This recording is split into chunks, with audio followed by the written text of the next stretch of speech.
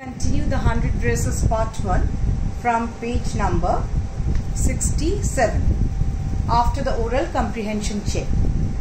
Now today, even though they had been led to school, who are they here? They means Peggy and Maddie. Maddie was glad she had not had to make fun of Wanda.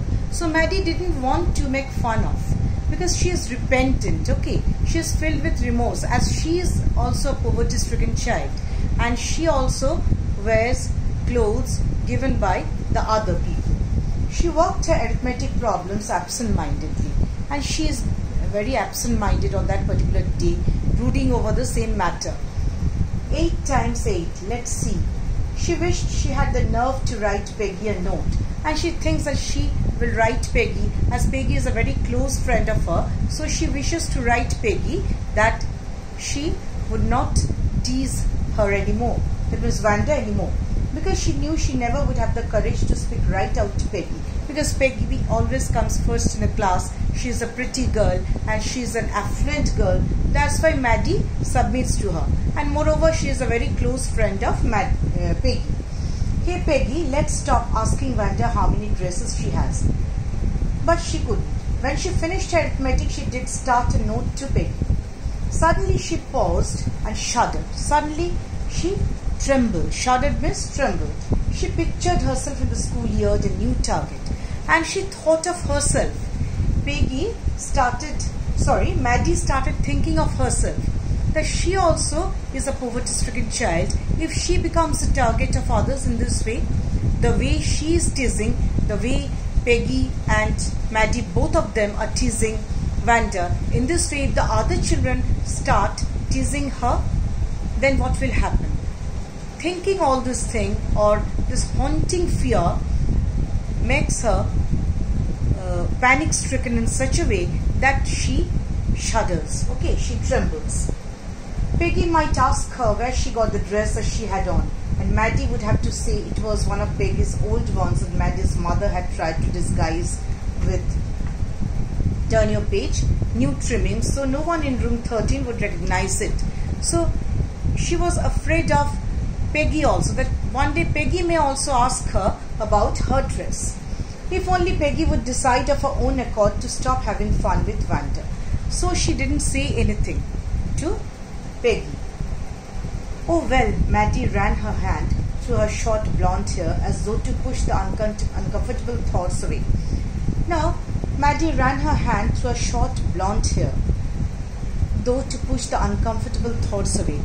Actually, she is overpowered by the uncomfortable thoughts of fear, of the panic, if she would be the next target. So she wants to remove the thoughts away. What difference did it make? Slowly Maddie tore into bits a note that she had started. She was Peggy's best friend, and Peggy was the best liked girl in the whole room. Peggy could not possibly do anything that was really wrong, she thought. But there was a dilemma, there was a turmoil, and Maddie was filled with vacillation, what to do and what not to do, whether she should say something to Peggy or not. As for Wanda, she was just some girl who lived up on Boggins Heights and stood alone in the schoolyard. She scarcely ever said anything to anybody. The only time she talked was in the schoolyard about her 100 dresses. So, you see children, that she did not take cognizance, that Miss Wanda did not take cognizance of anybody's remark. She was too intelligent and dignified, a talented artist, and had drawn 100 dresses for the drawing competition which she won. You will come to know. But she was so polite, she was so calm, and Maddie was filled with remorse at this. As for Wanda, she was just some girl who lived up on Boggins Heights and stood alone in the schoolyard. She scarcely ever said anything to anybody. The only time she talked was in the schoolyard about her 100 dresses. Maddie remembered her telling about one of her dresses, pale blue with coloured trimmings. And she remembered another that was brilliant jumble green with a red sash. So Wanda invented many types of dresses. It would look like a Christmas tree in that, the girls had said in pretended admiration. That means girls didn't admire wholeheartedly. They feigned to admire. Okay, they were just feigning. That means pretended. That was a show-off. Thinking about Wanda and 100 dresses all lined up in the closet, Maddie began to wonder what was going to win the who was going to win the drawing and coloring contest. For girls, this contest consisted of designing dresses, and for boys, of designing motorboats. So underline this portion, what was the contest about for the boys and for the girls? Probably Peggy would win the girls' medal. Peggy drew better than anyone else in the room. So Peggy was very popular, I said. At least that's what everybody thought. She could copy a picture in a magazine or some filmster's head so that you could almost tell who it was. Oh, Maddie was sure Peggy would win. Well, tomorrow the teacher was going to announce the winners and they would know. So everybody thought, especially Maddie, thought that Peggy would win. Peggy was very good at painting, so she would win. Nobody thought of Wanda. The next day it was drizzling. What's the meaning of drizzling? Means showering. Gentle shower. Okay. Maddie and Peggy hurried to school under Peggy's umbrella. Naturally, on a day like this, they didn't wait for Wanda Petronsky on the corner of Oliver Street, the street that far away under the railroad tracks and up the hill. Underline Oliver Street, what do you know about it? Led to Boggins Heights. Anyway, they weren't taking chances on being late today because today was important. Why today was important? Because the teacher would announce the name of the winner. Do you think Miss Masson will announce the winners today? Asked Peggy. Oh, I hope so, the minute we get it, said Maddie. Of course he will win, Peg. So Maddie said that Peggy would win. Hope so, said Peggy eagerly. So Peggy was a bit boastful and she was also proud in nature. The minute they entered the classroom, they stopped short and gasped. There were drawings all over the room. On every ledge and window sill, means at the bottom of the window pane, all the drawings were there, exhibited. Dazzling colors and brilliant, marvelous drawings were there. Lavish designs, all grand designs, and all drawn on great sheets of wrapping paper. There must have been 100 of them, all lined up. There must be the drawings for the contest. They were, note of exclamation, you see. Everybody stopped and whistled and murmured admiringly. That means they started applauding the drawings. They were dumbstruck. They were surprised. Whose drawings are that? As soon as the class had assembled, Miss Masson announced the winners. Jack Bingles had won for the boys. So who won for the boys? Jack Bingles. Underline, children. And his design for an outboard motor was an exhibition in room 12, along with the sketches by all other boys. As for the girls, she said, although just 1 or 2 sketches were submitted by most one girl, the teacher announced that only the girls, majority of the girls submitted 1 or 2 drawings. But one girl, after that there is a hyphen.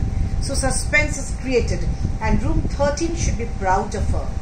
This one girl actually drew 100 designs. All different and all beautiful, marvelous designs. In the opinion, and very gorgeous dress. In the opinion of the judges, any one of the drawings is worthy of winning the prize. So all are beautifully drawn. I'm very happy to say that Wanda Petronsky is the winner of the girls' medal. In this way, the teacher announced, to everybody's dismay, everybody's annoyance. Now, unfortunately, Wanda has been absent from school for some days and is not here to receive the applause. So she is not there to receive the applause. What's the meaning of applause? Means admiration, appreciation, okay. And that is due to her. So there lies the climax of the story. The teacher announces the winners, and to everyone's surprise, Wanda wins the girls' medal. Wanda was absent from school that day, so she couldn't collect the prize. And the drawings were exquisite, grand, beautiful, marvelous. The children burst into applause. Everybody was bound to admire. And even the boys were glad to have a chance to stamp on the floor, put their fingers in their mouths and whistle. This is a natural characteristic of the boys, children. You also do like that when you're asked to go from one room to another, isn't it? Put their fingers in their mouths and whistle, though they were not interested in dresses. Look, Peg, whispered Mattie. There's that blue one she told us about. Isn't it beautiful? So Peggy was filled with remorse this time. Yes, said Peg. And here's that green one, boy. And I thought I could draw. And the resolution is that everyone applauds Vanta. Peggy and Maddie identify the blue and green dress Vanta used to speak about. So what do you learn from this story? That means the inner quality, the virtues always matter. It doesn't matter what dress you wear, what fashionable clothes you have, what possessions you have at home, very rich or wealthy, whether you are an affluent or a poor, it doesn't matter at all. Only qualities matter, children, only qualities matter. So if you have ever teased anyone, just forget it and just rectify yourself, transform yourself. Never tease anybody in your life. This is a very, very bad thing to do. Okay, children, this is the moral of the story. Always see the positive side of everyone, and appearance is often misleading. It's not important how you look, it's important what you do. Okay, and another thing is do well. Always do good, do well, and always you are blessed by the Almighty. You will be blessed by the elders. You will be blessed by each and everyone in this world. Okay, keep this thing in mind and always try to do good, children. Thank you, and that's the end of the story.